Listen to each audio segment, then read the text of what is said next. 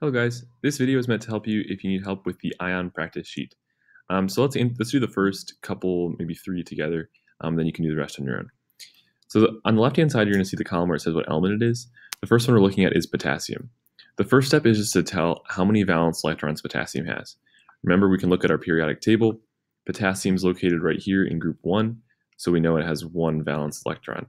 So I'm going to go ahead and write in one valence electron. Per our conversation in class in the video, will potassium gain or lose an electron to become stable? Remember, to become stable, it's going to want a full outer shell. So it could choose to either lose one electron or it could gain 7. Remember, atoms will always choose the easier route, and the easier route is always whatever option involves the fewer number of electrons. So losing 1 is definitely easier than gaining 7. So I'm going to say lose 1 electron. Now, what ion is formed as a result? So if it loses 1, think back to our mnemonic, lep-gen, lose electron positive, gain electron negative. So if I lose an electron, it's going to be a positive ion. So I'm going to write K, and I can write +1. Remember, whenever we use 1, I can also just write K+, and the 1 is implied. So is it a cation or an anion? Remember, cations are positives, anions are negatives. If you look at our ion, obviously it's a positive, so this is a cation. To remember that, just remember that the T in cation looks kind of like a positive sign.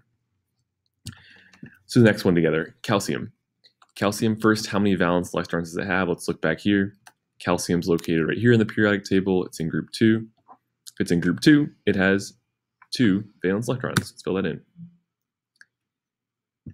So if it has 2 valence electrons, what does it need to do in order to become stable? Well, to get up to that magic number of 8, which will be a full shell, right? It could either gain 6, because 2 plus 6 equals 8, or it could lose 2. Remember, it's always going to choose the easier option, and losing 2 is easier than gaining 6. So I'll say lose 2. And back to our mnemonic again, lose electron positive, gain electron negative. So if it loses an electron, it's going to be positive again.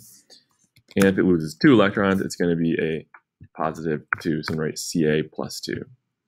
Once again, cation or anion. Well, is Ca plus 2 positive or negative? Ca plus 2 is positive, so it is a cation. Continue just like this with the rest of the sheet, and you should be good to go. Feel free to let Mr. Trilzig know if you have any questions.